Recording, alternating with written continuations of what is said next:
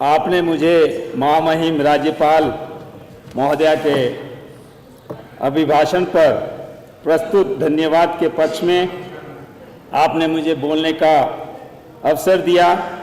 इसके लिए मैं आपका हृदय से धन्यवाद करना चाहता हूं।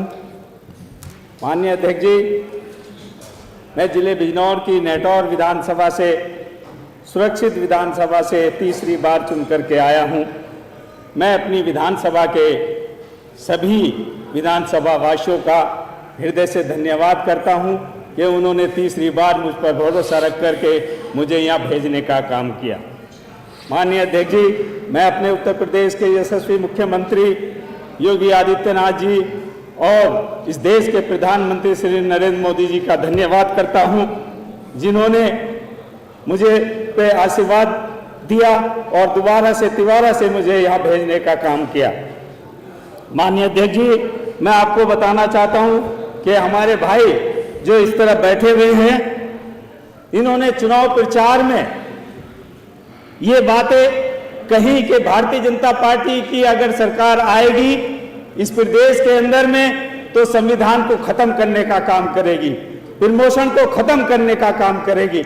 माननीय अध्यक्ष जी, मैं आपको बताना चाहता हूं, ये आज डॉक्टर भीमराव अंबेडकर के अनुयायी बनने का काम करना चाहते हैं, लेकिन उनके जो अनुयायी हैं उन पे जो ये अत्याचार करते हैं ये किसी से छिपा नहीं है। माननीय अध्यक्ष जी, आपको याद होगा लोकसभा के अंदर में जो प्रमोशन में आरक्षण का बिल था उसको किसने फाड़ा?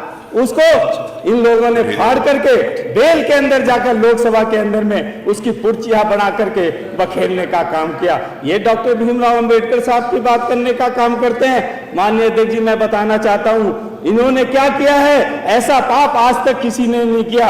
जो भाई हमारा एसडीएम था उसको इन्होंने तहसीलदार बना दिया, जो भाई हमारा दरोगा था उसको इन्होंने सिपाही बना दिया। माननीय अध्यक्ष जी, ये बात करते हैं बाबा साहब की। मैं आपको बताना चाहता हूं कि जब वो घर में पहुंचा और बच्चों ने उससे पूछा कि पापा आपके स्टार कहां गए, पापा आपके स्टार कहां चले गए, तो बच्चों को रोते रोते बता रहा था कि बेटा मेरे समाजवादी पार्टी की सरकार वालों ने मेरे स्टार उतार दिए। जो एसडीएम समाज के अंदर में उसकी इज्जत हुआ करती थी, उसको सब लोग एसडीएम कहते थे, उसको इन्होंने तहसीलदार बना दिया। उसके घर पे क्या गुजरी है, उसके समाज में क्या गुजरी है, ये बाबा साहब की बात करने का काम करते हैं। इनको तो शर्म आनी चाहिए कि किस तरह की इन्होंने चुनाव के अंदर में गुमराह करने का काम किया है। मैं माननीय अध्यक्ष जी आपको बताना चाहता हूं, उत्तर प्रदेश के अंदर में जब से आदरणीय योगी जी की सरकार आई है, आपने देखा चारों तरफ विकास की गंगा बह रही है।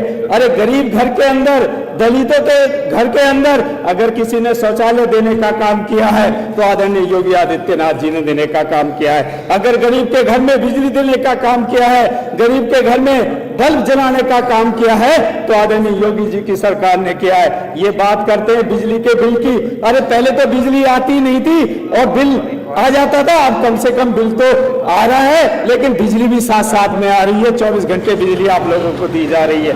मैं आपको बताना चाहता हूं, आज हमारे इस विधानसभा के अंदर में नेटौर में बिना जाति धर्म के, बिना भेदभाव के सबको आवास दिए गए। आज सब गरीब के घर पे अगर छत मिल रही है तो आपको परेशानी हो रही है। आपको तो इसका खुश होना चाहिए कि बिना भेदभाव के सारे कार्य को किया जा रहा है। माननीय अध्यक्ष जी, मैं आपको बताना चाहता हूं कि कानून 2012 से 2017 तक कानून व्यवस्था किस तरह की थी।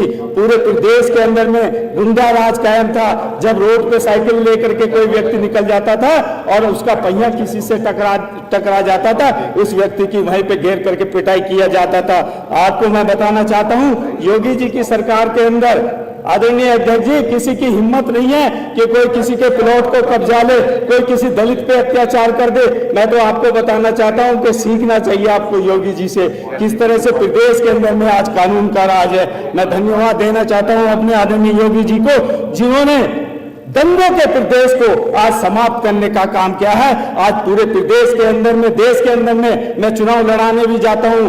माननीय अध्यक्ष जी, मैं आपको बताना चाहता हूं कि हर प्रदेश के अंदर में आदरणीय योगी आदित्यनाथ जी को बुलाया जाता है, उनको प्रेम से पुकारा जाता है। और भारत ही नहीं, आज विश्व के अंदर में भी योगी जी ने अपना नाम ऊंचा करने का काम किया है। माननीय अध्यक्ष जी, मैं आपको बताना चाहता हूं कि शिक्षा के क्षेत्र में भी मेरे विधानसभा के अंदर में बालिकाओं के लिए इंटर कॉलेज नहीं था, लेकिन मैंने आदरणीय मुख्यमंत्री जी से बात करी। आज मेरी विधानसभा के अंदर में करीबन 1.5 करोड़ से ऊपर के लागत से GGIC इंटर कॉलेज बनने का काम हुआ है। माननीय अध्यक्ष जी, मैं आपको बताना चाहता हूं, आज प्राइमरी स्कूलों का कायाकल्प हुआ है। आप किसी भी विद्यालय में जाकर के देख लीजिए किस तरह की बिल्डिंग है, हर तरह पे बिजली की व्यवस्था है, फर्नीचर की व्यवस्था है, और साथ साथ में आज हर जगह अध्यापक मौजूद है। और इनकी सरकार में क्या हुआ करता था कि जूते मिल गए तो मौजे नहीं मिले, और मौजे मिल गए तो बैग नहीं मिला। आज पूरी की पूरी व्यवस्था हमारे आदरणीय योगी आदित्यनाथ जी ने करने का काम किया है। माननीय अध्यक्ष जी, मैं आपको बताना चाहता हूं, मैं जिस जिले से आता हूं, बिजनौर से, वहां पे रात को डॉक्टर नहीं मिला करता था। अगर रात को कोई दुर्घटना हो जाए तो हमें उसको मेरठ लेकर के जाना पड़ता था। मैं धन्यवाद देता हूं अपने मुख्यमंत्री जी को, जिन्होंने राजकीय मेडिकल कॉलेज देने का काम बिजनौर को किया है। 300 करोड़ रुपए की लागत से 600 बीघे जमीन के अंदर में आज मेडिकल कॉलेज बन रहा है। आज हमें चिंता नहीं होगी कि हमें कहां जाना है, नोएडा जाना है या दिल्ली जाना है, अब हमारे जिले के अंदर में ही उसका इलाज होगा। और एक बात और मैं कहना चाहता हूं कि जब वहां से राजकीय मेडिकल कॉलेज से डॉक्टर निकलेंगे MBBS बन के, वो भी धन्यवाद करेंगे उत्तर प्रदेश के यशस्वी मुख्यमंत्री जी का कि जिन्होंने राजकीय मेडिकल कॉलेज बनाने का काम किया है। माननीय अध्यक्ष जी, मैं आपको बताना चाहता हूं कि डॉक्टर भीमराव अंबेडकर साहब के नाम पे पंचतीर्थ बनाने का काम हमारे आदरणीय मुख्यमंत्री और हमारे आदरणीय प्रधानमंत्री ने किया है। जहाँ पे बाबा साहब का जन्म हुआ, जहाँ पे बाबा साहब की मृत्यु हुई, और जहाँ पे रह करके बाबा साहब ने पढ़ाई करी, ऐसे 5 तीर्थों को चुनने का काम हमारे आदरणीय प्रधानमंत्री जी ने किया है। माननीय अध्यक्ष जी, मैं आपको बताना चाहता हूँ कि लंदन के अंदर में, चलिए धन्यवाद, फिर बाद में बताइएगा। माननीय अध्यक्ष जी, ब्रजेश कठेरिया कह करके अपनी बात करें। ब्रजेश कठेरिया नहीं हो गया, नहीं ब्रजेश कठेरिया, चलिए ब्रजेश कठेरिया जी बोलिए। परम पूज्य